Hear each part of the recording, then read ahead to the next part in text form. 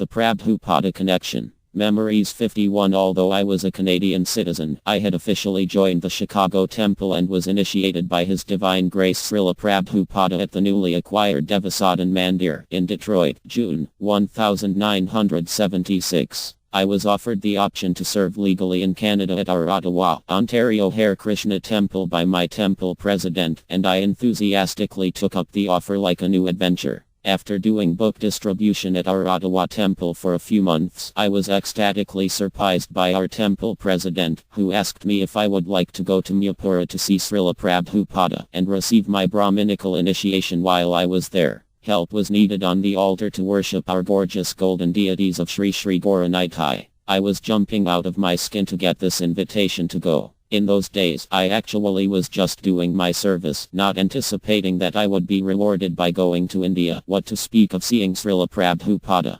Flying on the plane was unbelievable. We took a chartered flight with an entire plane full of hundreds of devotees. I guess it must have been Air India, because who else would have allowed us to stand up and have ecstatic Hare Krishna Mridanga Karatala curtains while flying thousands of feet in the sky. I remember enjoying a very fired up and sweet curtain, and it felt like the entire jet was rocking back and forth as we jumped and chanted the holy names of the Lord. Who could have imagined having a curtain in space with hundreds of devotees? It was like we were already nearing the heavenly planets and only had a little further to go back to Godhead. In every town, village, and cloud, the chanting of Krishna's names shall be heard. When we arrived in Calcutta about a day later and the jet's doors opened, the first surprise was to get a giant oven blast of hot air right in the face. DHS was India. As we walked through the customs, our hearts were melted by the Calcutta devotees who had hundreds of marigold flower garlands made to give to each of us. I felt like I was arriving home, being reunited with my loving family. Such wonderful Vaisnava etiquette. After staying overnight at the famous 9 Albert Road ISKCON Temple, we took the buses into Mayapura. Miles and miles of lush green rice fields as far as the eyes could see. Simple village life, unchanged, even from the invasions of the British and the Mughals, except for the train lines and roads. Finally we arrived at the entrance of Sri Dhamma Mayapura Kandrodoya Mandir, the home of Lord Sri Krishna Chaitanya Mahaprabhu's transcendental pastimes. I couldn't believe it that I had made it. I saw children picking up the cow patties dropped along the road and going splat with them on the side of the thatched roof huts, making them look peculiar with brown polka dots. I found out later that the dung was used as fuel and had a higher combustibility than even wood or coal. The Vedas state that cow dung is the very best and healthy fuel to cook with. As I got off the bus and was going to enter the Mayapura gate for the first time, I felt very embarrassed that elderly Bengali men and women were coming to touch my feet. I had only been living in ISKCON for a year and did not consider myself to be much of a devotee. A little more than a year before I was playing rock and blues in the bars of Chicago and providing background music for people to go to hell while intoxicating themselves, and now people were treating me as though I was some kind of sadhu.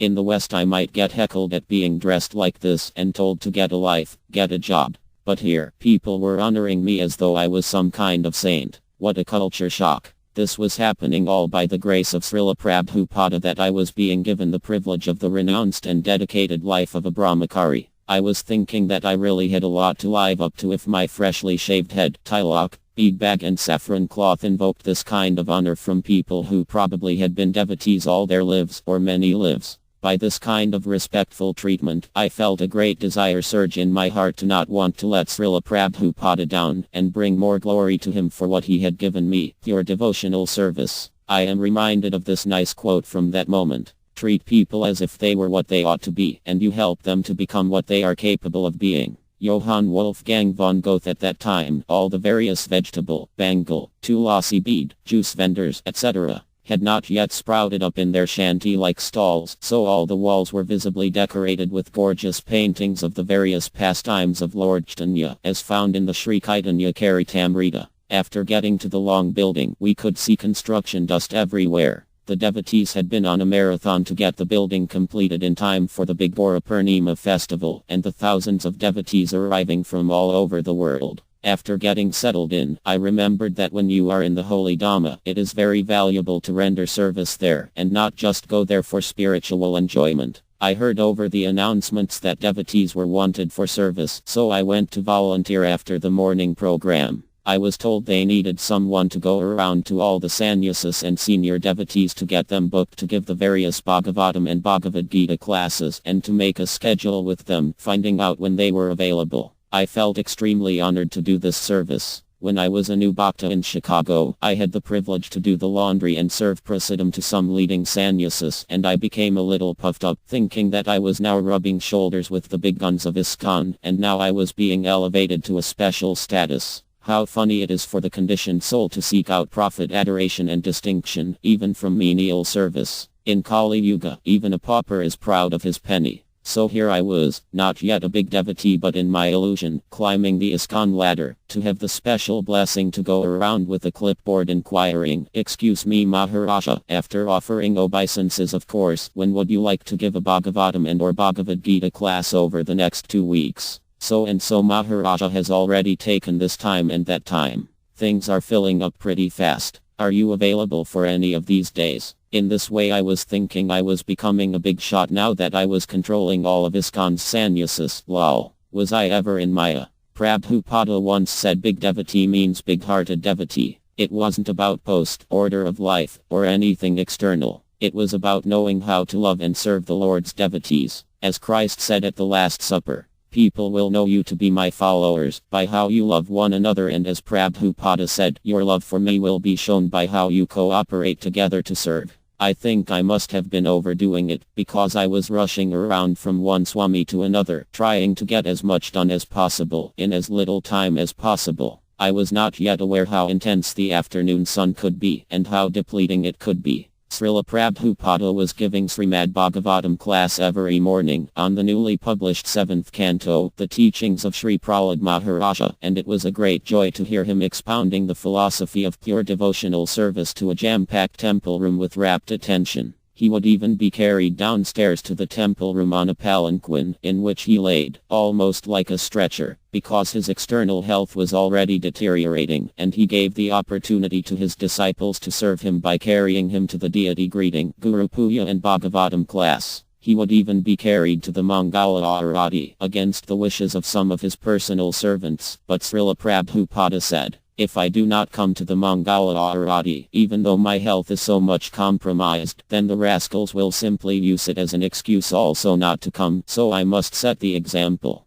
Prabhupada didn't leave us any precedents to slack off from the path of pure bhakti to Lord Krishna. A few days after, I found myself with stomach cramps and feeling weak with a fever. I started to become incapacitated, and had to lie down. I was told that it was normal in the beginning to get diarrhea or have problems with the bowels, but my condition kept getting worse and worse. Local devotees told me to take green bananas, because they are astringent, and dahi, yogurt, but nothing worked. I could not hold any food down. I was dehydrating and losing weight very fast, and was in agony. The bathrooms were also not so well developed then, so that was just one more austerity to have to stagger some distance to use what was sometimes an overused bathroom, as they were not working in all the rooms yet. Then when you got there, you were a feast for the mosquitoes. The miseries of material existence were also to be experienced in Mayapura, but here it was all purification from past token karma. One morning, while lying under my mosquito net, I heard over the loudspeakers that Srila Prabhupada was giving darsana to any of his disciples that would like to come up and visit him in his quarters at 11 am. I thought to myself, how wonderful. What a rare and most coveted privilege. A chance to go and see my divine master, my savior, my dearmost friend and spiritual father, Srila Prabhupada. Who knows how much longer he may be with us with all the reports we have been hearing about his health. This may be my very last chance to actually speak to him, face to face, intimately. What will I say to him? What would you say to Srila Prabhupada if you could sit alone with him? An intelligent disciple is supposed to place relevant inquiries before his spiritual master. I've been working my way through my first read of the Bhagavatam, and I am on the 2nd canto, but what will I ask him? How dull I am to not know what to say. Although a disciple is supposed to always feel himself to be a fool before his spiritual master, it doesn't mean that I should remain one. I wished I had already read through the entire Bhagavatam so that I could be more advanced and conversant with Prabhupada's books. I felt panicky and full of anxiety, yet I was driven to want to go up to that 2nd or 3rd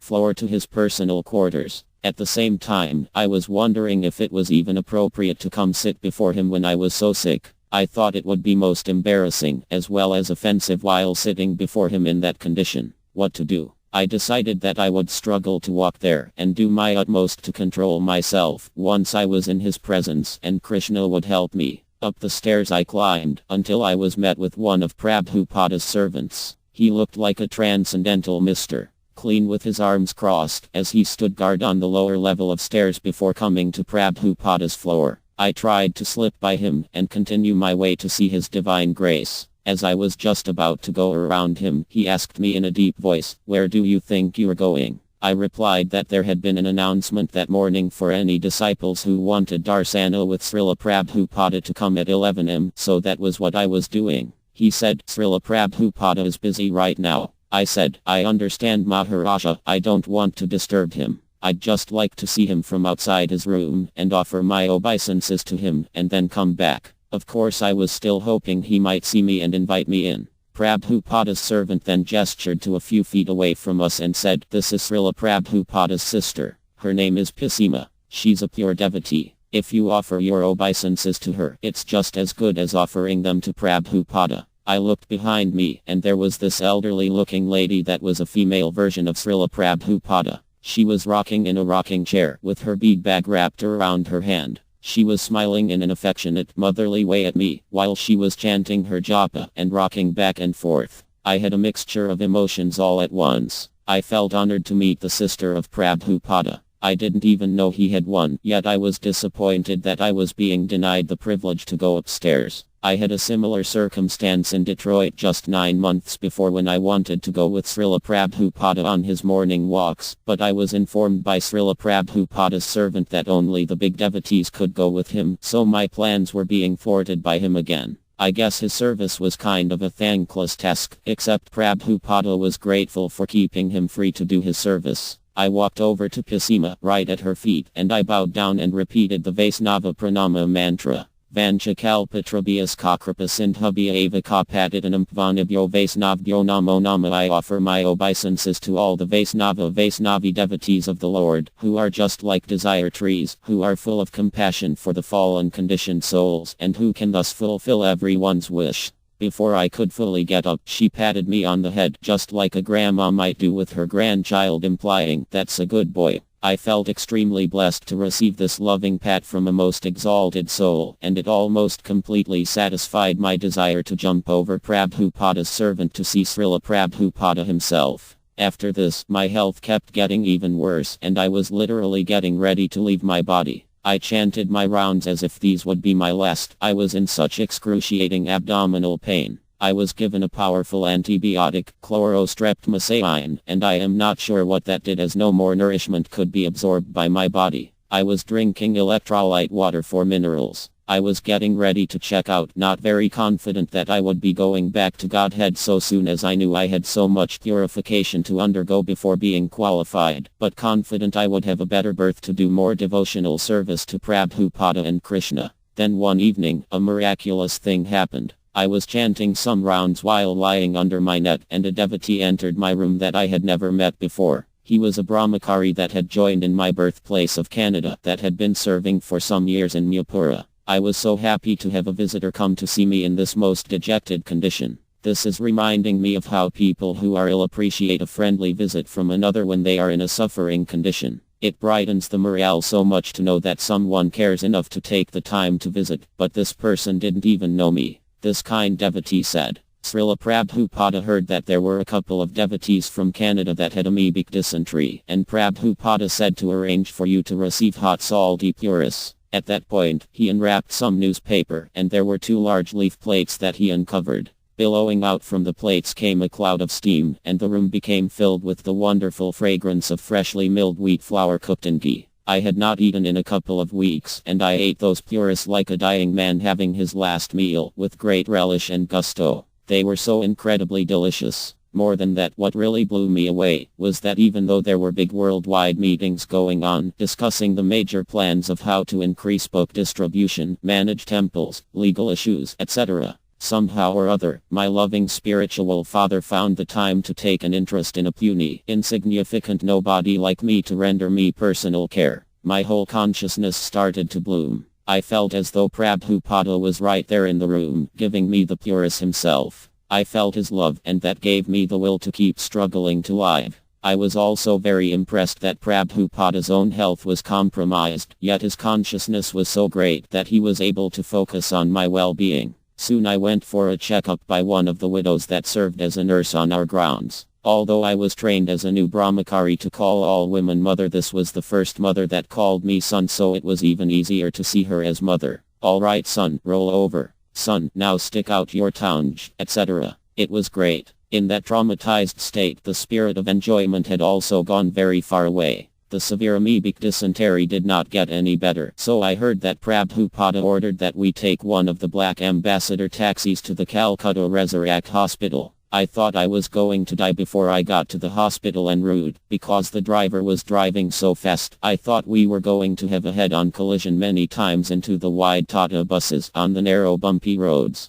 He drove donkeys carrying hay off the road, and I was totally freaked out by his driving, praying I would survive. When we arrived at the big hospital, I was very relieved and enlivened to see the big white murti of Lord Vishnu in the hallway before I was taken to the elevator and to my room. I thought that this is the difference between a hospital in the West and one here in India. They know who God is, although sometimes you see his pure devotee Lord Jesus or Mother Mary in some of the traditional hospitals in the West. Soon I was on intravenous with glucose being pumped into the arms of my dying body. It's actually dying at every moment, isn't it? Why just then? And after a couple of weeks, thrombosis set in when my arteries all got hard in my arm from all the fluid. I was put on dal broth at first, and then gradually boiled vegetables, while my health was monitored by many kind nurses and doctors. All the time I was there, I kept up my 16 rounds, still thinking that I might have to leave my body, and continuing with the second canto of the Bhagavatam.